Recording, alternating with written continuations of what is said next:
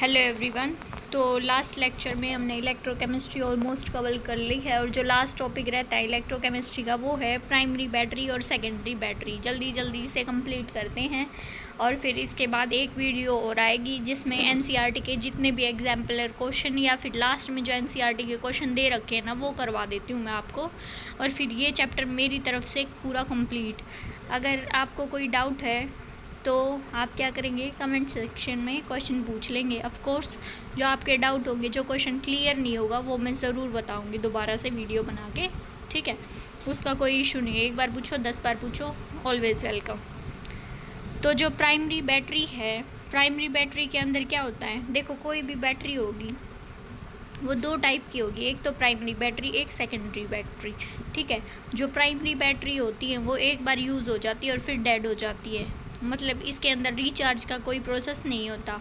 और जो secondary battery होंगी उसमें रिचार्ज का प्रोसेस होता है, मतलब एक बार अगर यूज़ कर ली, जैसे वो डाउन हो गई, जैसे हमारे फ़ोन की बैटरी होगी या इन्वर्टर बैटरी होगी, अगर वो क्या हो जाती है, जब हम यूज़ कर लेते हैं तो क्या हो जाता है, उसकी बैटरी लो हो जाती है, फिर हम क्या करते हैं, इलेक्ट्रिसिटी प्रोवाइड करते हैं और फिर वो रिचार्ज हो जाती है दोबारा से। तो ऐसे तरीके से ये दो टाइप के सेल है, प्राइमरी बैटरी और सेकेंडरी बैटरी। जो प्राइमरी बैटरी है उसका बेस्ट एग्जांपल क्या है, जो आप क्लॉक के अंदर वॉच के अंदर या फिर क्लॉक के अंदर क्या डालते हो, ये जो सेल डालते हो ना, इसे लेक्लेंचे सेल भी बोलते हैं और ड्राई सेल भी बोलते हैं। ये है प्राइमरी बैटरी का एग्जांपल। या फिर जो टीवी का रिमोट है उसके अंदर जो सेल डलता है एवरीडे वाला, या फिर ये और भी बहुत सारे कंपनीज़ के हैं, या फिर जो बैटरी आती थी पहले उसमें भी वो सेल आता था ना, एक मोटे वाला आता था, एक पेंसिल सेल टाइप का आता था, तो वो भी क्या है, प्राइमरी बैटरी है, क्योंकि ये रीयूज़ नहीं हो सकते। एक बार इनकी लाइफ निकल गई तो निकल गई, ठीक है। तो अब देखते हैं ऐसा क्यों होता है कि प्राइमरी बैटरी एक बार यूज़ होती है और फिर दोबारा रिचार्ज नहीं कर सकती, और जो सेकेंडरी बैटरी है वो बार बार रीयूज़ हो सकती है, ठीक है। ये कैसे पता चलेगा, जब हम इसका मैकेनिज़्म देखेंगे कि कैसे इसके अंदर एनोड क्या है, कैथोड क्या है, कौन सी रिएक्शन हो रही है, उसी के बेसिस पे पता चलता है, ठीक। तो अब क्या करेंगे, हम प्राइमरी बैटरीज़ को डिस्कस करेंगे। देखो जो प्राइमरी बैटरी है ना, उसके अंदर जो रिएक्शन होती है वो सिर्फ एक बार होती है, और जब हमें ओवर द पीरियड उसे यूज़ कर लेते हैं तो बैटरी क्या हो जाती है, डेड, और फिर वो दोबारा यूज़ नहीं हो सकती। इसका मोस्ट फेमिलियर एग्जाम्पल है हमारा ड्राई सेल, या फिर जिसे हम बोलते हैं लेक्लेंचे सेल, ठीक है। जो कॉमनली यूज्ड कहाँ पे होता है, हमारे ट्रांजिस्टर के अंदर, क्लॉक्स के अंदर, मतलब घड़ी के अंदर। The cell consist of a zinc container. अब जो सेल है इसका बाहर का कंटेनर क्या होगा, मतलब जो ऊपर का कवर होता है वो किसका बना होता है, वो जिंक का बना होता है, और वही क्या एक्ट करता है, एनोड। अब एनोड पे हमने पढ़ा था कि एनोड के ऊपर क्या होता है, ऑक्सीडेशन। ऑक्सीडेशन का मतलब क्या होता है, ऑक्सीडेशन का मतलब होता है लॉस ऑफ इलेक्ट्रॉन, कि इलेक्ट्रॉन को छोड़ना। जब कोई मेटल अपने से इलेक्ट्रॉन को दे देगा, डोनेट कर देगा, तो उसे क्या बोलेंगे, ऑक्सीडेशन। अब जिंक का कंटेनर है, जिंक क्या करेगा, ऑक्सीडाइज हो जाएगा। ऑक्सीडाइज होने का मतलब है जिंक 2 पॉजिटिव आयन के अंदर कन्वर्ट हो जाएगा और 2 इलेक्ट्रॉन दे देगा। अब इलेक्ट्रॉन दिए जिंक ने, तो कोई खाने वाला भी होना चाहिए, इस इलेक्ट्रॉन का यूज़ करने वाला भी होना चाहिए। तो दूसरा होगा हमारा कैथोड। अब कैथोड कौन होगा, जो कार्बन रोड हम यूज़ करेंगे। अब देखो डायग्राम 2.8 देखो, इसके अंदर क्या है, जो ये बाहर का रेड रेड है ना, ये क्या है, जिंक का बना हुआ है, ये बाहर का जो आउटर सरफेस है, ठीक है। और ये जिंक ही क्या, एनोड का काम करता है, जहाँ पे ऑक्सीडेशन होती है। और दूसरी चीज़ इसके अंदर क्या है, कैथोड। कैथोड क्या होगा, कार्बन रोड, जो ये ग्रे ग्रे दिख रही है ना रोड, ये। और इसके साइड में क्या होगा, MnO2, कार्बन ब्लैक और NH4Cl। इन 3 चीज़ों का क्या होता है, पेस्ट होता है, इसे सराउंड करता है जो, ठीक है। अब कैथोड क्या था हमारा, कार्बन ग्रेफाइट रोड, जो किससे सराउंडेड है, पाउडर MnO2 एंड कार्बन। कभी भी आप जो सेल होता है वो पुराना हो जाता है ना, तो उसको ईंट के साथ फोड़ के देखना, तो क्या निकलेगा, पाउडर पाउडर निकलेगा ना। वो पाउडर क्या है, यही होता है NH4, MnO2 होता है, ठीक है, और कार्बन। अब क्या होगा, जो space between electrode is filled by the moist paste of NH4Cl and ZnCl2। अब जो रोड है उसके बिल्कुल साथ में तो क्या था, MnO2 और कार्बन था, लेकिन जो स्पेस होगा इस कार्बन रोड और जिंक के बीच में, अब जो एम्प्टी स्पेस है उसे किससे भर देते हैं हम, एक मॉइस्ट पेस्ट से भर देंगे। और वो पेस्ट किस चीज़ का होगा, NH4Cl का और ZnCl2 अमोनियम क्लोराइड और जिंक क्लोराइड का, ठीक है। अब जो इलेक्ट्रोड रिएक्शन है वो कॉम्प्लेक्स है, क्यों, क्योंकि कैथोड और एनोड की दो रिएक्शन लिखेंगे हम। एनोड पे क्या हो रहा था, ऑक्सीडेशन, किसका, जिंक का। Zn सॉलिड कन्वर्ट हो रहा था Zn2+ में और 2 इलेक्ट्रॉन बाहर निकल रहे थे। अब कैथोड के ऊपर क्या होगा, कैथोड पे क्या था, MnO2 का पेस्ट था, MnO2 पाउडर था, प्लस में NH4 पॉजिटिव था। तो NH4 पॉजिटिव ये इलेक्ट्रॉन लेके किस में कन्वर्ट हो जाएंगे, MnOOH प्लस NH3 के अंदर। अब जो रिएक्शन है कैथोड के ऊपर उसके अंदर क्या हुआ है, मैग्नीज का रिडक्शन हुआ है +4 ऑक्सीडेशन से +3 ऑक्सीडेशन के अंदर। अब जो अमोनिया प्रोड्यूस हुई है ना, अब इसमें क्या हो गया, NH3 प्रोड्यूस हो गया। अब जो अमोनिया प्रोड्यूस हुई है इस रिएक्शन फॉर्म के अंदर वो कॉम्प्लेक्स बना लेगी Zn2+ के साथ। अब NH3 और Zn2+ कॉम्प्लेक्स बना के क्या बना देगा, ZnNH3 होल 2 पॉजिटिव, ठीक है। अब जो सेल है उसका पोटेंशियल कितना होगा, 1.5 वोल्ट। अब जो मरकरी सेल है फिगर 2.9, नीचे जो 2.9 फिगर दे रखा है उसमें क्या है, मरकरी, देखो कहाँ गया, ये रहा, ये आ गया दूसरे वाला सेल, ठीक है, मरकरी सेल। अब जो पहला सेल था जो हमने पढ़ा वो यहीं तक था 1.5 वोल्ट यहाँ तक। तो हमें क्या याद करना है, इसके अंदर देखो जो बैटरी होगी ना उसके अंदर हमें सिर्फ 2-3 चीज़ें याद करनी होती है, ज़्यादा नहीं। ये वैसे इतना बड़ा पैराग्राफ लिख रखा है। अब ये तो आपको कॉमनली पता है कि प्राइमरी बैटरी क्या होगी, सिर्फ एक बार यूज़ होगी, डेड होगी तो दोबारा रीयूज़ नहीं कर सकते, ठीक है। इसका कॉमन एग्जांपल क्या है, आपकी रिमोट का, टीवी के रिमोट का जो सेल होता है वो, या फिर क्लॉक का सेल होगा, ट्रांजिस्टर का सेल होगा, वो होगा। अब किसी भी सेल के अंदर क्या होता है, 2 चीज़ें होती हैं, एक एनोड एक कैथोड। क्योंकि ये इलेक्ट्रोकेमिकल प्रोसेस है तो केमिकल एंड मतलब केमिकल रिएक्शन से क्या प्रोड्यूस हो रहा है, इलेक्ट्रिसिटी, और उसी इलेक्ट्रिसिटी का यूज़ करके हम अप्लायंस के अंदर यूज़ करते हैं, ठीक है। अब क्या होगा, किसी भी इलेक्ट्रोकेमिकल सेल के अंदर 2 चीज़ें होती है, 2 कंपार्टमेंट, एक होगा एनोड एक होगा कैथोड। अब हमें ये पता होना चाहिए कि इस सेल के अंदर एनोड कौन है और कैथोड कौन है। अब एनोड का तो पता चल गया कि जो सेल के बाहर की कवरिंग है वो जिंक से बनी है, तो एनोड क्या होगा, जिंक। अब जिंक का ऑक्सीडेशन होगा, ऑक्सीडेशन नाम आते ही आपको ये होना चाहिए कि हाँ जो मेटल है वो अपने इलेक्ट्रॉन देगा और आयन के अंदर कन्वर्ट हो जाएगा, ठीक है। अब कैथोड इसके अंदर क्या था, MnO2 प्लस NH4+, और ये इलेक्ट्रॉन जो जिंक ने दिए थे वो इलेक्ट्रॉन खा के क्या बन जाएगा, MnO+ में OH, MnOOH, ये कॉम्प्लेक्स बन जाएगा और अमोनिया रिलीज़ हो जाएगी। अब ये जो अमोनिया रिलीज़ होगी ये जिंक के साथ मिलके क्या बनाएगी, जिंक अमोनिया का कॉम्प्लेक्स बना देंगे, ठीक है, टेट्रामाइन जिंक का कॉम्प्लेक्स बन गया। अब इस सेल का क्या पोटेंशियल होगा, मतलब कितनी इलेक्ट्रिसिटी प्रोड्यूस करेगा ये, E0 क्या होगी, इसकी EMF क्या होगी, 1.5 वोल्ट, ठीक है। अब जो हमारा ड्राई सेल था वो यहीं ख़त्म हुआ।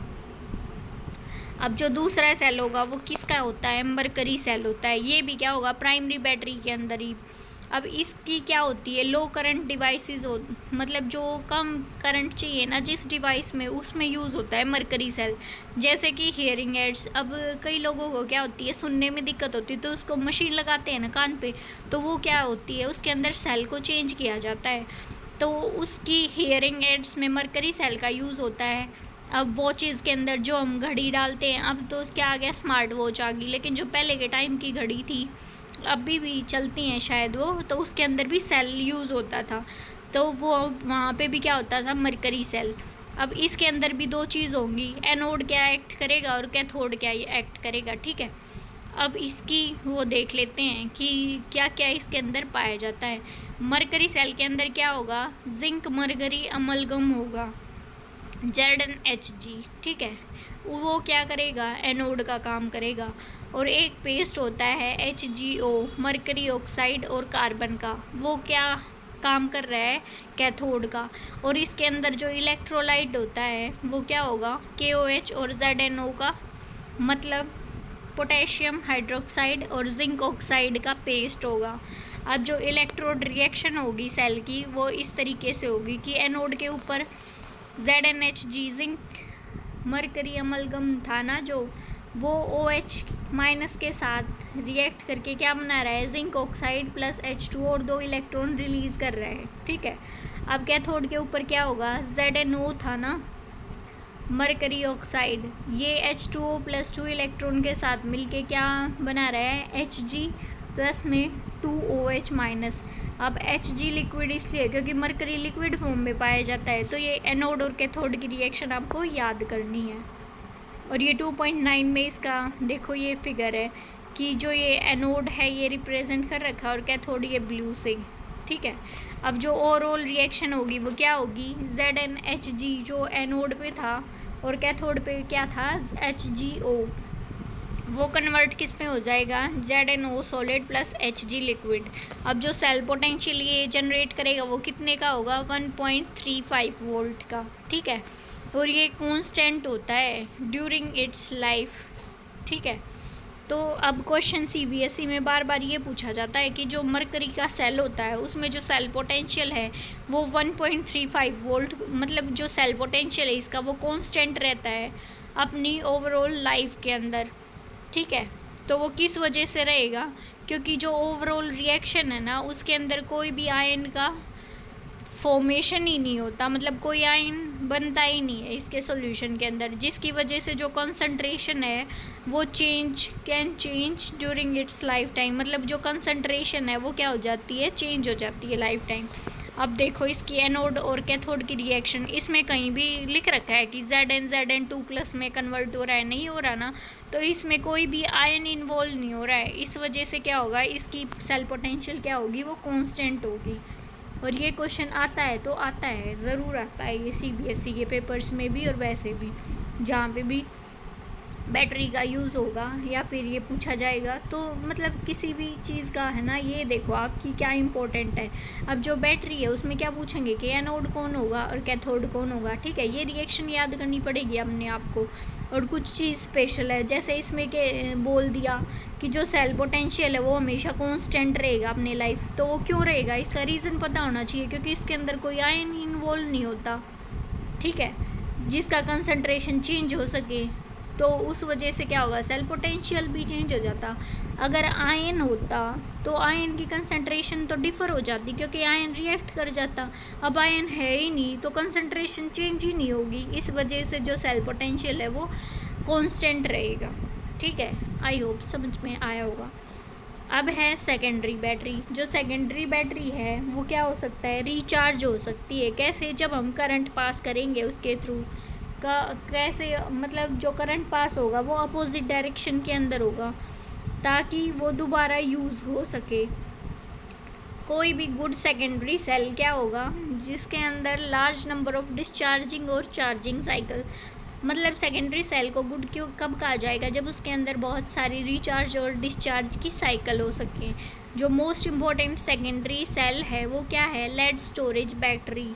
अब जो लेड स्टोरेज बैटरी है वो तो कॉमन है हमारे घर के जो इन्वर्टर्स होते हैं, या फिर जो कार होती है, स्कूटी या बाइक, उसके अंदर भी बैटरी डलती है ना, ये अलग अलग कंपनीज़ की बैटरी आती है, तो वो होती है ये सेकेंडरी सेल, जिसको रिचार्ज कर सकते हैं बार बार।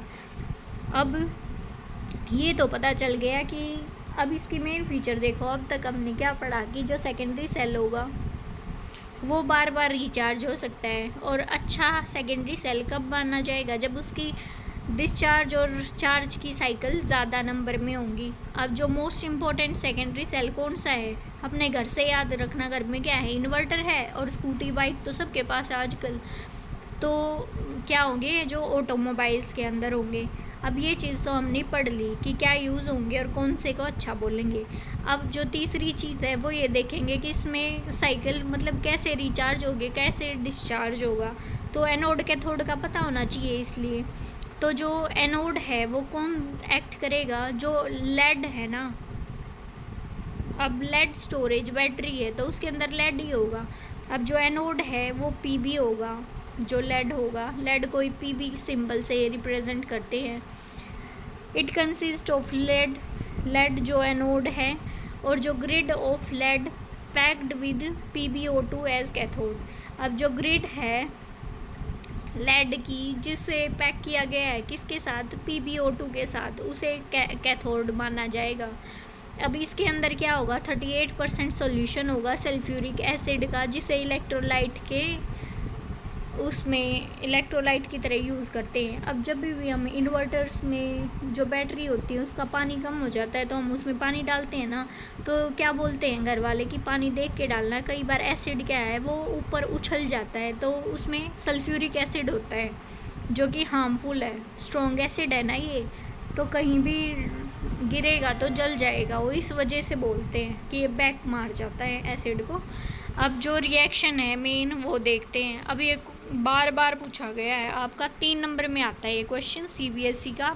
ना यकीन होता तो पिछले पेपर देख लेना अपने, क्योंकि मैंने पहले आपके पेपर्स देखे हुए हैं प्रीवियस ईयर जितने भी हैं, और सिलेबस कंप्लीट होने के बाद मैं डेफिनेटली आपको प्रीवियस ईयर ज़रूर कराऊंगी, ताकि पेपर से पहले आपकी थोड़ी सी रिवीजन हो जाएगी कौन से चैप्टर का क्या क्वेश्चन आता है, ठीक है। अब जो ओवरऑल सेल रिएक्शन है, ओवरऑल पे कहाँ पहुँच गए, पहले तो एनोड कैथोड का पढ़ेंगे। अब जो सेल रिएक्शन है वो क्या होगी, एनोड के ऊपर क्या होगा, एनोड कौन एक्ट कर रहा था, लेड कर रहा था ना Pb सॉलिड में। अब Pb क्या है, मेटल है, मेटल की टेंडेंसी होती है इलेक्ट्रॉन देना, तो Pb क्या करेगा, 2 इलेक्ट्रॉन दे देगा, Pb2 पॉजिटिव के अंदर कन्वर्ट हो जाएगा। अब हमने पढ़ा था कि 38% सल्फ्यूरिक एसिड है, तो SO42 माइनस वहीं से आया है, ये SO42 माइनस एक्वस लिख रखा है ना, ये क्यों आया है, क्योंकि जो H2SO4 है वह इलेक्ट्रोलाइट का काम कर रखा है, तो वो डिसोशिएट होकर किस में कन्वर्ट हो जाएगा, 2H positive plus SO42 negative में। वहीं से जो SO42 नेगेटिव है उसे यूज़ किया गया है कि जो लेड है मेटल वो 2 इलेक्ट्रॉन देगा और SO42 माइनस के साथ मिलके क्या बना देगा, PbSO4 बना देगा। अब जो ऑक्सीडेशन स्टेट PbSO4 के अंदर क्या है, वो Pb की होगी, लेड की होगी Pb2 पॉजिटिव, क्योंकि इसने 2 इलेक्ट्रॉन निकाल दिए। कैथोड पे क्या होगा, PbO2। हमने देखा था कि लेड ऑक्साइड का क्या होता है, लेड ऑक्साइड प्रेजेंट होता है, तो लेड ऑक्साइड किसके साथ रिएक्ट करेगा, SO42 माइनस और 4H पॉजिटिव, 2 इलेक्ट्रॉन लेके किस में कन्वर्ट हो जाएंगे, PbSO4 में, और 2 H2O लिक्विड निकल जाएगा। अब ये SO42 माइनस और H पॉजिटिव कहाँ से आए, H2SO4 प्रेजेंट है एक्वस, ठीक है, तो वहाँ से आ गए।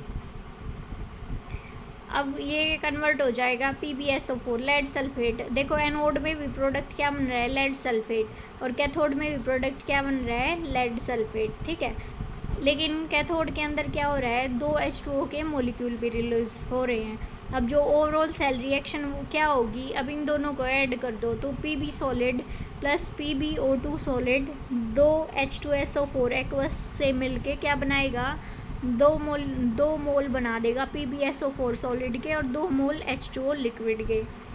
अब जो charging on charging the battery the reaction is reverse, ये तो रिएक्शन थी ऊपर डिस्चार्ज की, कि जब लाइट गई हुई है और हमारा इन्वर्टर से हमारी लाइट आई हुई है ना घर की, तब की रिएक्शन है ये कि डिस्चार्ज हो रही है बैटरी, धीरे धीरे उसकी बैटरी यूज़ हो रही है, तो उसकी रिएक्शन है ये। जो अगर हमें क्या करना है, चार्जिंग की रिएक्शन लिखनी है ना, तो इसे रिवर्स कर देना है। जो कैथोड पे रिएक्शन हो रही है वो तो एनोड पे होने लग जाएगी, और जो एनोड पे हो रही है वो कैथोड पे रिवर्स करके, ठीक है, सेम टू सेम।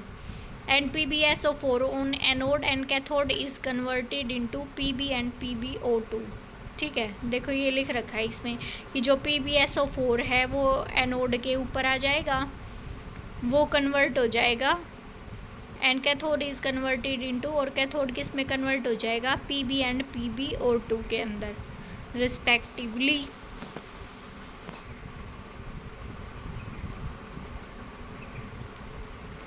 अब ये डायग्राम है, देख लो आपकी बैटरी जो अंदर से कैसे दिखती है।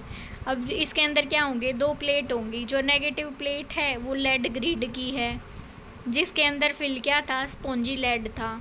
अब जो पॉजिटिव प्लेट है नेगेटिवली चार्ज एनोड जो है नेगेटिवली चार्ज है, इसके अंदर जो पॉजिटिव प्लेट होगी वो लेड ग्रिड जिसके अंदर क्या भरा हुआ था, PbO2 फिल था।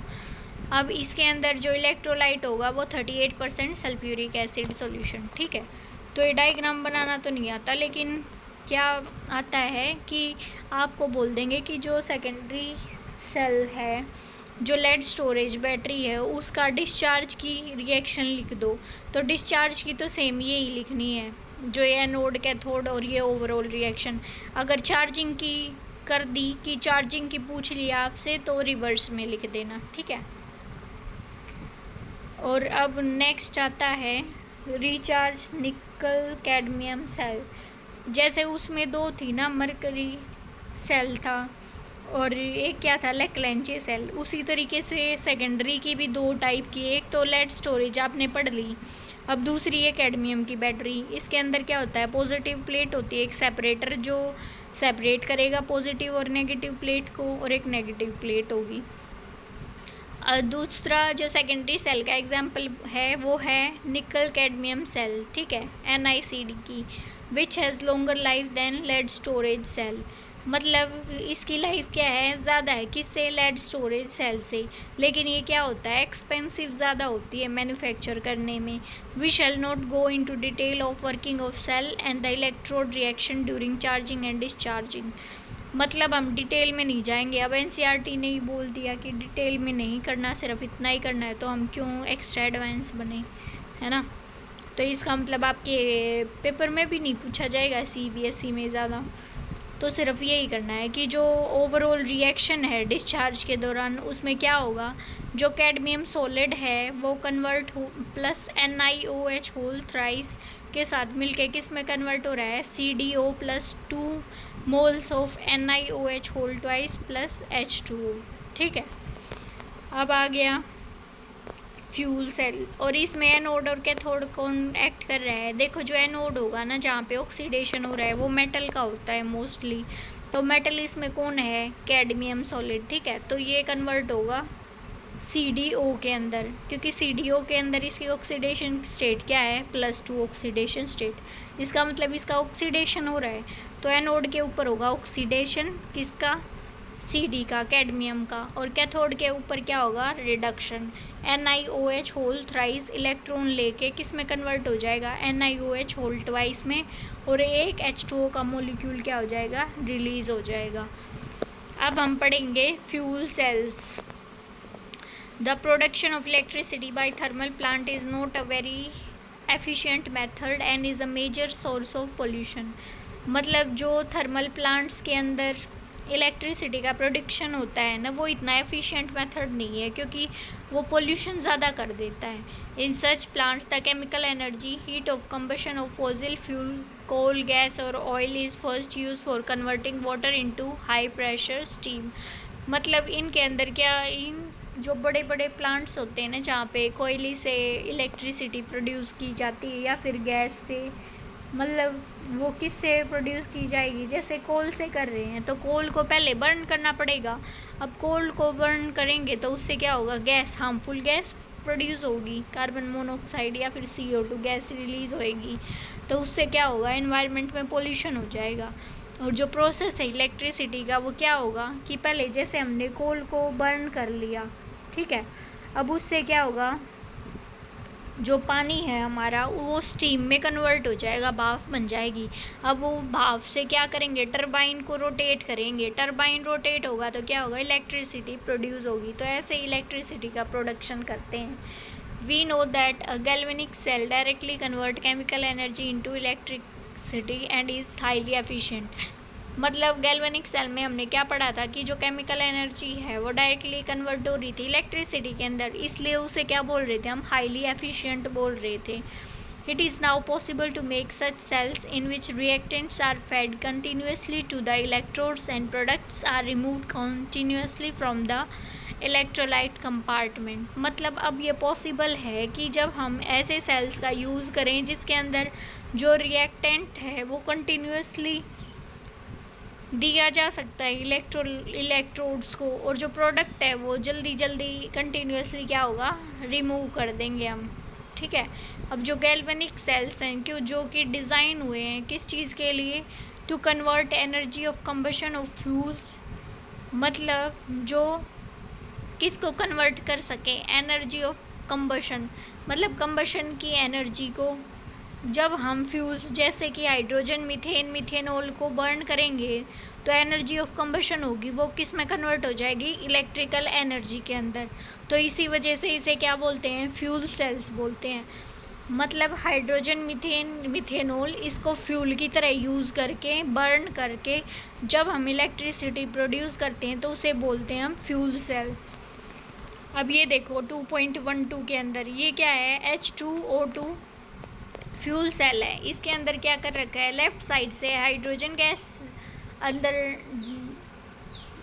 पुट इन कर रखी है और राइट साइड से क्या कर रखा है, O2N का, O2 मतलब ऑक्सीजन गैस का इंसर्शन कर रहे हैं, ठीक है, डाल रहे हैं अंदर।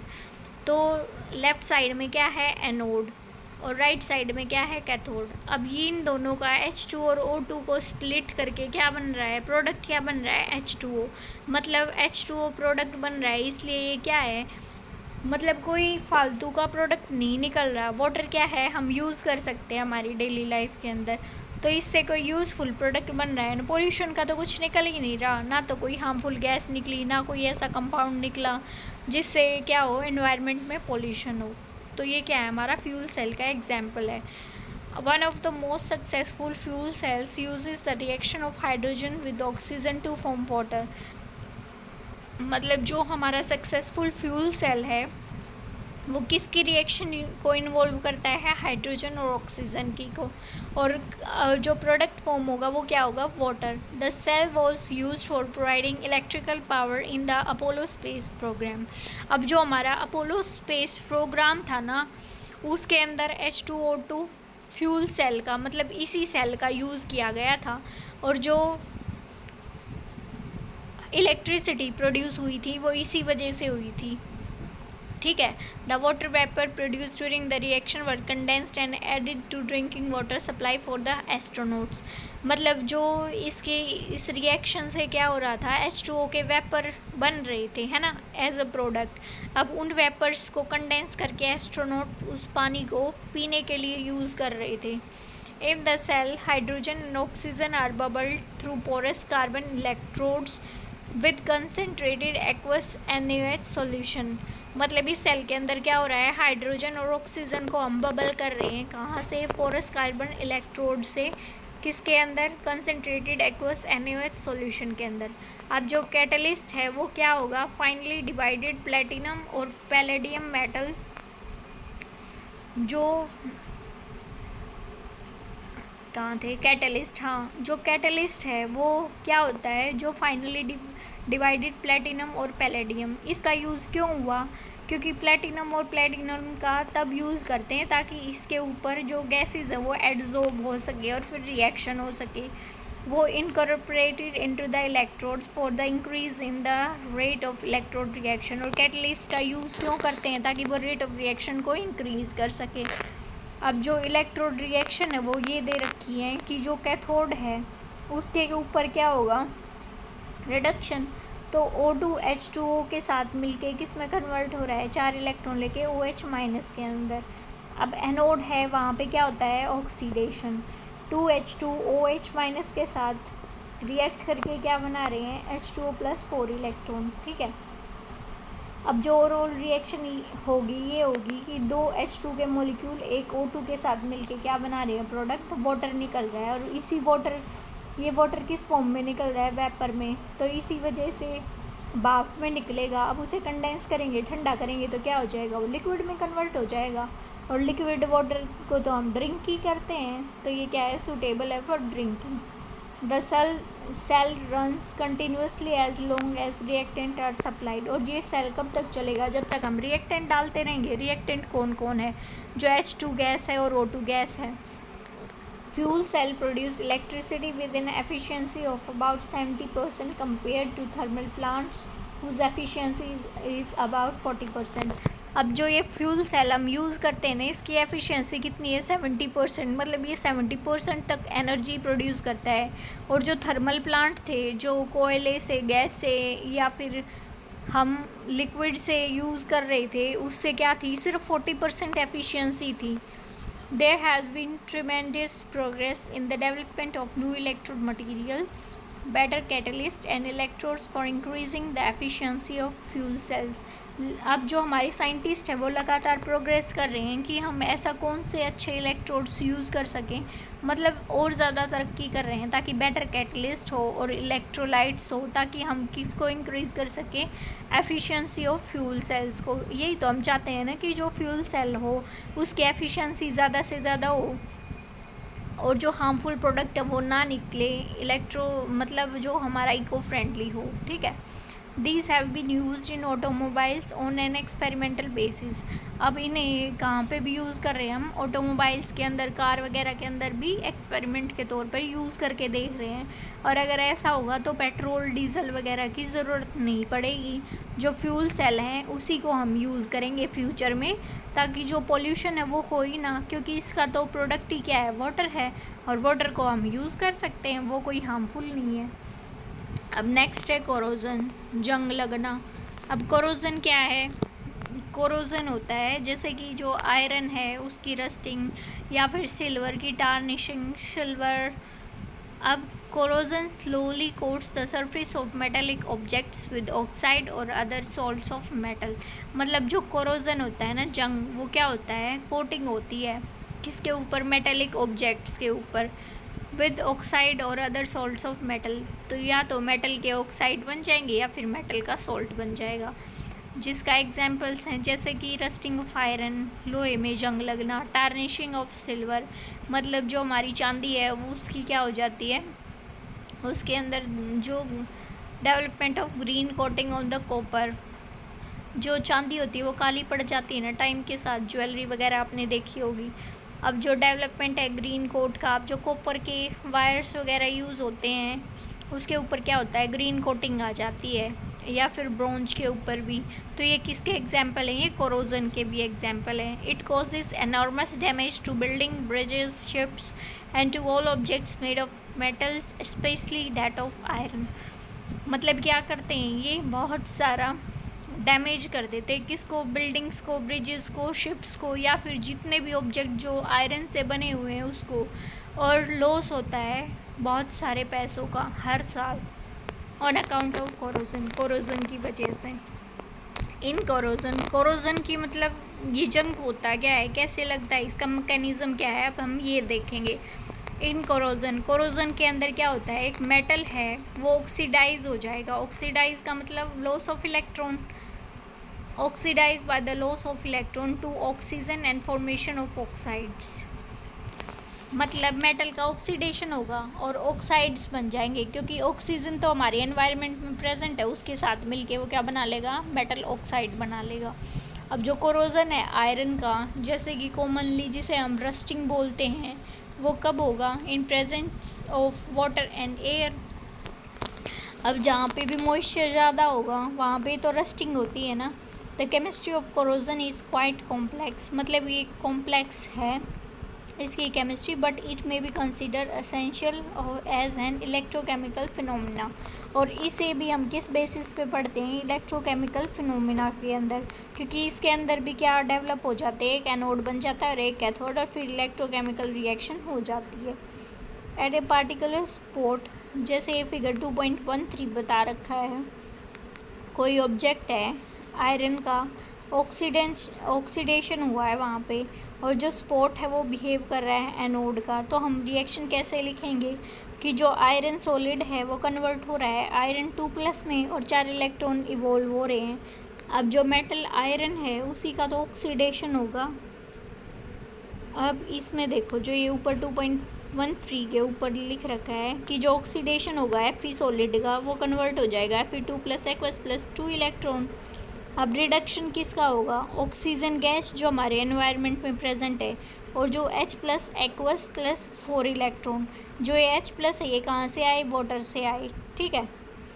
अब इसके साथ मिलके क्या बना देगा, वाटर। अब जो एटमॉस्फेरिक ऑक्सीडेशन होगी वो क्या होगी कि आयरन 2+ H2O के साथ मिलके और हाफ O2 के साथ मिलके क्या किस में कन्वर्ट हो जाएगा, Fe2O3 plus 4H positive, iron का ऑक्साइड बन जाएगा ऊपर। Electron are release at anodic spot, move through the metal and go to another spot on metal and reduce oxygen in presence of H plus। मतलब जो electron release हो रहे हैं anodic spot के ऊपर, वो मेटल के थ्रू क्या करेंगे, मूव करेंगे और कहाँ पे चले जाएंगे, दूसरे स्पॉट ऑफ मेटल पे, और रिड्यूस कर देंगे किसको, ऑक्सीजन को, किसकी प्रेजेंस में, H प्लस की प्रेजेंस में। जो हमारे एनवायरनमेंट में H2CO3 बना है ना, उसकी प्रेजेंस में। और H2CO3 कैसे बनेगा, क्योंकि हमारे एनवायरनमेंट में क्या प्रेजेंट है, CO2 गैस प्रेजेंट है, और वाटर मॉलिक्यूल भी प्रेजेंट होते हैं मॉइस्चर के फॉर्म में। तो H2O प्लस CO2 कन्वर्ट हो जाएगा H2CO3 के अंदर, ठीक है।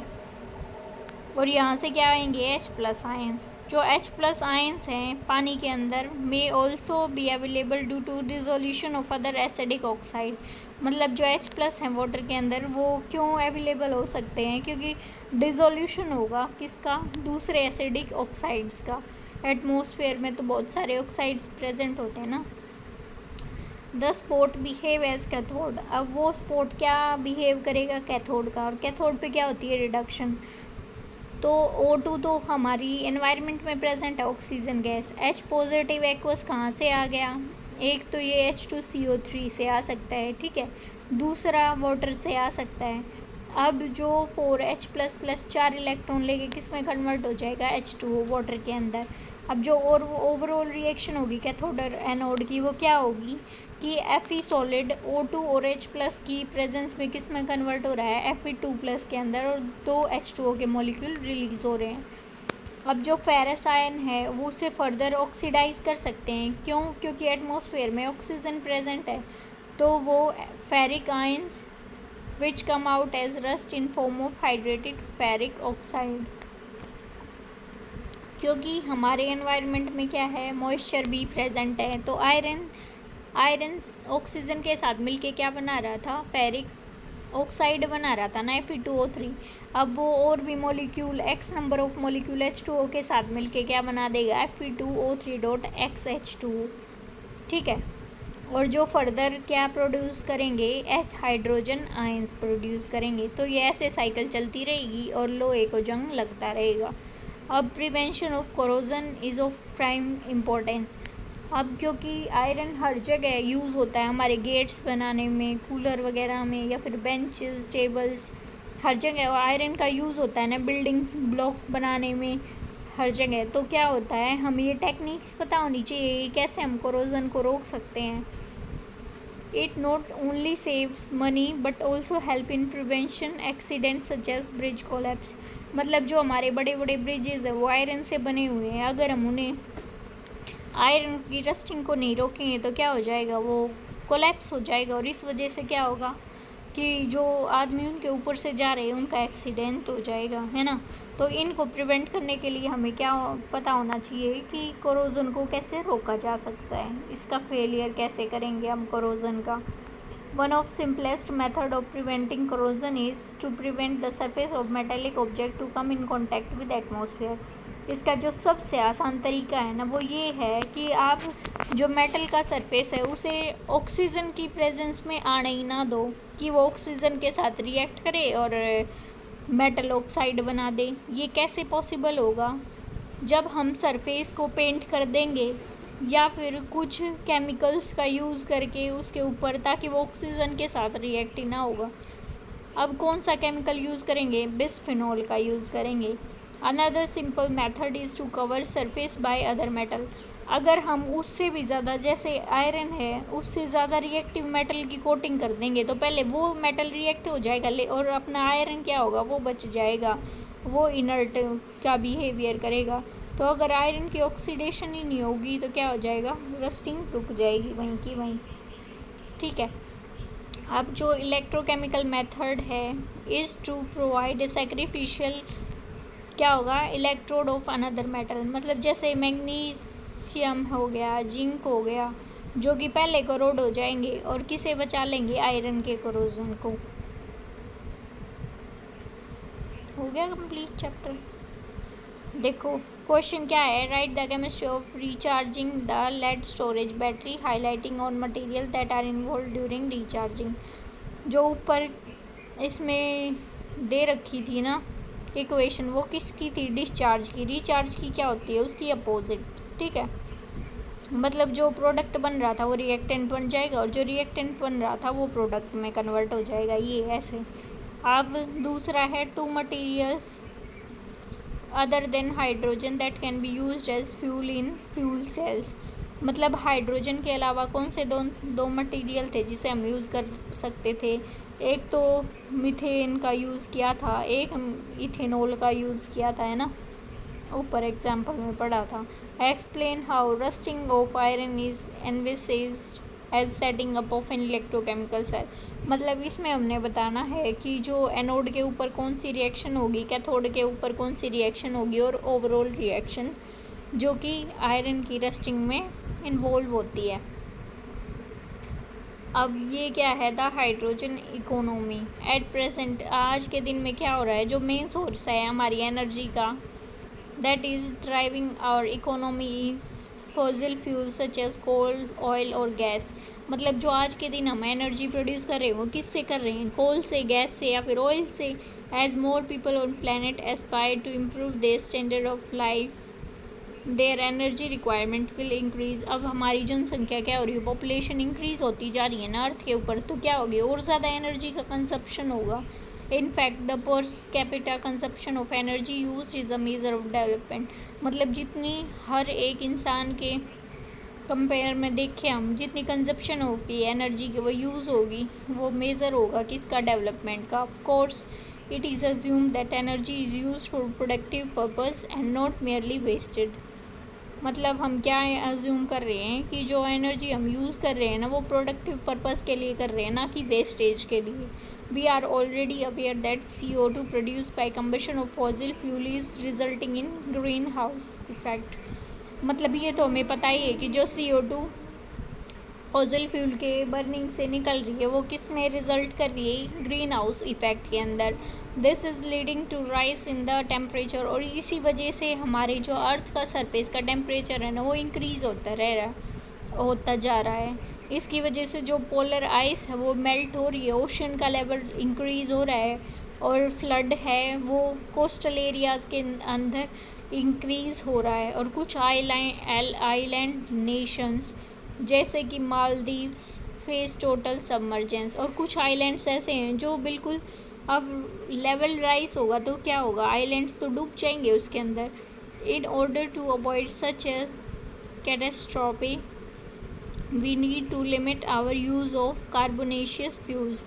मतलब ये सारी चीज़ें रोक सकें तो इसके लिए हमें क्या करना पड़ेगा? लिमिट करनी पड़ेंगी हमारी जितनी भी ये कार्बोनेशियस फ्यूल्स की यूसेज को, ताकि कम CO2 प्रोड्यूस और कम ग्लोबल वार्मिंग हो। अब जो हाइड्रोजन है provide an ideal alternate as it combustion result in water only. अब जो हाइड्रोजन फ्यूल सेल हमने देखा था उसमें क्या हो रहा था? सिर्फ वाटर का प्रोडक्शन हो रहा था और उसे तो हम यूज़ कर सकते हैं। Hydrogen production must come from splitting water using solar energy. अब जो हाइड्रोजन का प्रोडक्शन होगा कैसे होगा? जब हम वाटर को स्प्लिट करेंगे, किसकी हेल्प से? सोलर एनर्जी के। Therefore, hydrogen can be used as a renewable and non-polluting source of energy. देखो पहले तो हम H2O जो वाटर होता है उसको स्प्लिट करके सोलर एनर्जी की प्रेजेंस में हाइड्रोजन प्रोड्यूस कर रहे हैं, ठीक है। और फिर उसी हाइड्रोजन को O2 के साथ मिक्स करके क्या प्रोड्यूस हो रहा है? H2O। तो ये प्रोसेस चलता रहेगा, H2O से H2 बनती रहेगी और H2 O2 के साथ रिएक्ट करके H2O निकालता रहेगा, ठीक है। तो ये क्या हो गया? नॉन पोल्यूटिंग सोर्स है एनर्जी का। This is the vision of hydrogen economy. और यही हमारा विज़न है हाइड्रोजन इकोनॉमी का कि प्रोडक्शन ऑफ हाइड्रोजन भी हो इलेक्ट्रोलाइसिस ऑफ वाटर से, और हाइड्रोजन के कंबशन से फ्यूल सेल के अंदर क्या होगा? इम्पोर्टेंट होगा हमारे फ्यूचर के लिए। Both this technologies are based on electrochemical principle. और दोनों ही टेक्नोलॉजी किस पे बेस हैं? इलेक्ट्रोकेमिकल प्रिंसिपल पे। ये इसकी समरी है। इलेक्ट्रोकेमिकल सेल पढ़ा, गैल्वेनिक सेल पढ़ा है, एनोड कैथोड क्या होता है, ई नोट सेल कैसे निकालते हैं, delta G Gibbs free energy कैसे निकालते हैं, कंडक्टिविटी, मोलर कंडक्टिविटी, और फिर law of independent migration of ions, Kohlrausch law पढ़ा था, बैटरी पढ़ी हमने, और हाइड्रोजन इकोनॉमी पढ़ा। तो इसके साथ हो गया आपका चैप्टर कंप्लीट। ये क्वेश्चन जो एनसीईआरटी के इन्हें करके देखना, फॉर्मूले याद करोगे ना तो अपने आप हो जाएगा अगर आपने एक एक चीज़ ढंग से समझिए। बाकी नेक्स्ट वीडियो में तो मैं आपको एक एक क्वेश्चन का सॉल्यूशन कराऊंगी। Thank you.